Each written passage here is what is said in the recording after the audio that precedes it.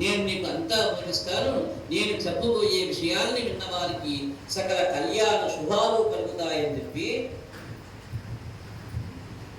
ఆ యొక్క భగవంతుని యొక్క సృజన లీలల్ని విశదీకరిస్తూ ఉన్నాడు ఆ యొక్క మంత్రయుడు. సృష్టికి పూర్వం పరమేశ్వరుడు అక్కడే ఉన్నాడు. ఏకమనేకమవ్వాలనేటువంటి సంకల్పం చేత ఆయన వెంటనే ఆయన నుండి ఒక మహత్తరమైనటువంటి మాయాశక్తి అవిద్య రూపంలో ఉద్భవించింది. ఈ మాయ కాలచోదితము, అవ్యక్తమై ప్రకృతిగా పిలవబడింది. దీని నుండి మహత్తత్వం వచ్చేసింది, దీని నుండి కాలం వచ్చేసింది. కాలం అంటే పంచభూతాలు. కార్యం వచ్చేసినాయి, కార్యం అంటే ఇంద్రియాలు. అలాగే కర్త వచ్చేసింది, కర్త ఎవరు? మనస్సు. పంచభూతాలు, పంచేంద్రియాలు, మనస్సు ఇవన్నీ వచ్చేసి ఈ 11 వచ్చేసాయి.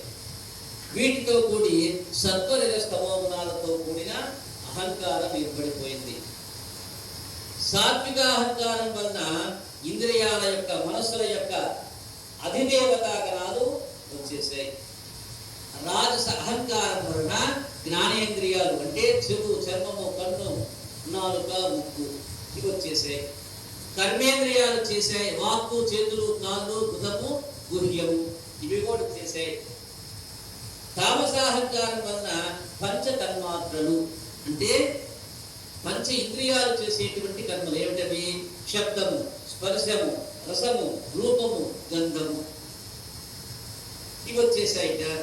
తరువాత కాలమాయాంశ యోగంతో భగవానుడి యొక్క ఈశ్వర ప్రభావంతో శబ్దం వలన ఆకాశం వచ్చింది, ఆకాశ స్పర్శ తన్మాత్ర వల్ల వాయువు పుట్టింది, వాయువు ఆకాశంతో కలిసి కాలమాయాంశ యోగంతో భగవానుడి ఈక్షణంతో రూప తన్మాత్ర వలన తేజస్సును పుట్టించింది, తేజస్సు వాయువుతో కలిసి రసధర్మాత్మలాగా జలాన్ని కలిగించింది, జలము తేజస్సుతో కలిసి గంధ ధర్మాత్ర వలన పృథివిని పుట్టించింది. ఈ విధంగా ఆకాశానికి శబ్ద గుణము, వాయువుకి శబ్ద స్పర్శ గుణాలు, తేజస్సుకి శబ్ద స్పర్శ రూపగుణాలు, జలానికి శబ్ద స్పర్శ రూప రసగుణాలు, భూమికి శబ్ద స్పర్శ రూప రసగంధ గుణాలు వచ్చేసాయి. ఇవన్నీ ఉద్భవించినప్పటికీ అధిదేవతలకి, ఇంద్రియాలకి, తన్మాత్రలకి, మనస్సుకి సమైక్యత, పరస్పర సమన్వయము కుదరక సృష్టి కార్యం చేసే సామర్థ్యం కలగలేదట. వీరందరూ భగవంతుని ప్రార్థించారు. శ్రీహరి కరుణించి తాను ప్రకృతితో కూడి 27 తత్వాలతో అంటే పంచభూతాలు, పంచ జ్ఞానేంద్రియాలు, పంచ కర్మేంద్రియాలు, పంచ తన్మాత్రలు, కాలము, ప్రకృతి, మహత్తు, మనస్సు, బుద్ధి, చిత్తము, అహంకారము మొత్తం 27 అయిపోయినాయి. ఈ 27 ప్రవేశించి అన్నిటినీ సంఘాతపరిచాడు భగవంతుడు. భగవానుడు ప్రవేశించిన తర్వాత ఏకం చేయబడిన తత్వ సమూహమే విరాట్ పురుషునిగా వెలిసింది. ఆ విరాట్ పురుషుడే మొదటి జలాల్లో ఏర్పడిన బ్రహ్మాండం అనబడే గర్భరూపంతో 1000 సంవత్సరాలు ఉన్నాడట. ఈ బ్రహ్మాండం నుండే సమస్త సృష్టి కార్యరూపం వెలువడిందట. విరాట్ పురుషుడి నుండి దైవము, ఆత్మ, కర్మ అనబడేటువంటి శక్తిగా వ్యాపించాయి. సృష్టి యందు చైతన్యం ప్రవేశిస్తుంది. ఈ చైతన్య శక్తి రూపాలుగా ఏర్పడి వ్యక్తమయ్యే లక్షణం కలుగుతుంది. అదే కర్మశక్తి. కర్మశక్తి వల్ల ప్రకృతి భేదాలు, దాని యందు 10 విధాలైనటువంటి ప్రాణాలు స్పందిస్తాయి. ఆ 10 ప్రాణాలే ప్రాణ, అపాన, వ్యాన, సమాన, ఉదాన, నాగ, కూర్మ, రుద్ర, దేవదత్త, ధనుంజయ అనేటువంటి వాయువులు. ఇన్ని శక్తులతో కూడిన ప్రజ్ఞ కలుగుతుంది జీవుడికి. ఆధ్యాత్మం, ఆదిభూతం, ఆది దైవనమడే 3 వేదాలతో యొక్క విరాట్ స్వరూపం జీవులకి తాను ఆత్మగా వెలుగుతుంది. సమస్తానికి జీవమై పరమాత్మకు స్థానమై తొలి అవతారమైన ఆ విరాట్ పురుషుని గర్భం నుండి భూతమయమైన యొక్క సమస్త విశ్వము పుట్టింది అని మైత్రేయుడు విదురుడికి ఉపదేశించాడు. ఆ ఆ శ్రీహరి పరమాత్ముడు అన్నాం.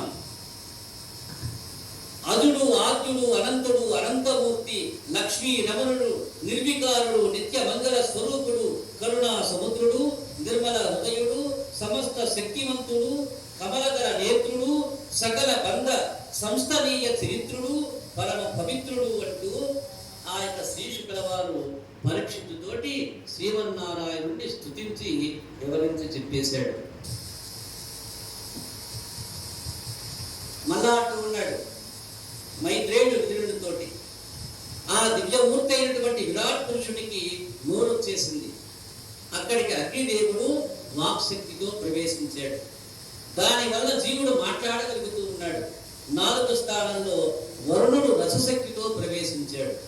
తరువాత నాసిక రంధ్రాలు ఏర్పడి ఘ్రాణశక్తితో అశ్విని దేవతలు ప్రవేశించారు.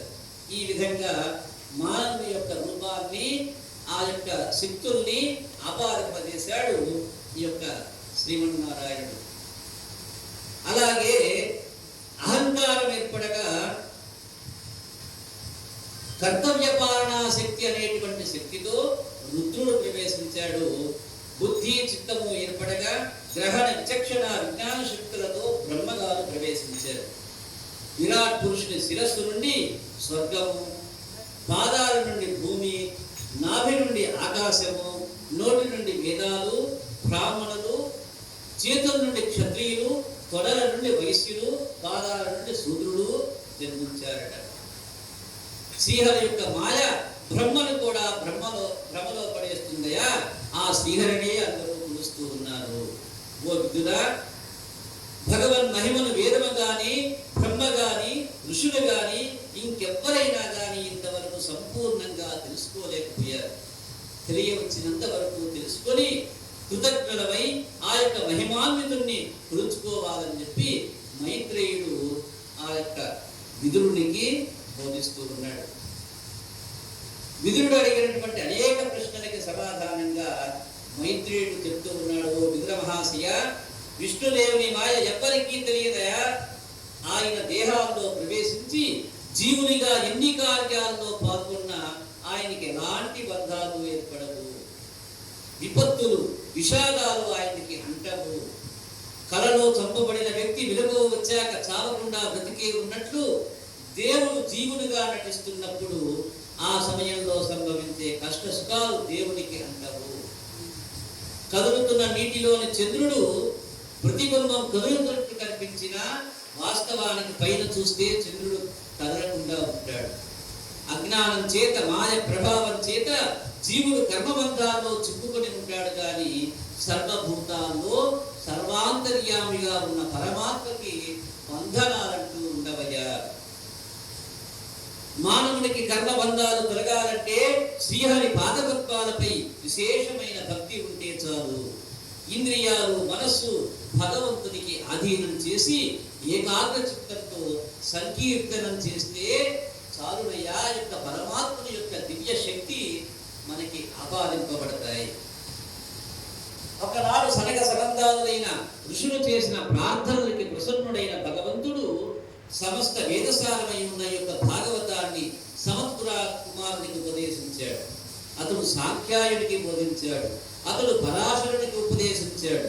పరాశరుడు బృహస్పతికి నాకు వివరించారు.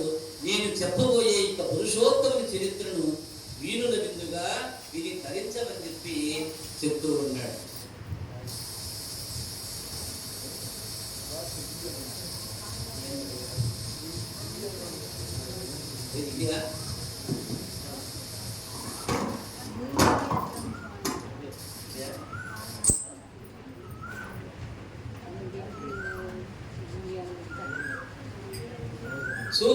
సూక్ష్మాంశాన్ని పరమాణువులు అన్నారయ్యా. కిటికీ నుండి గదిలోకి సూర్యరశ్మి ప్రవేశించినప్పుడు గాలిలో తేలుతున్న ధూళికణాలు కనిపిస్తాయి.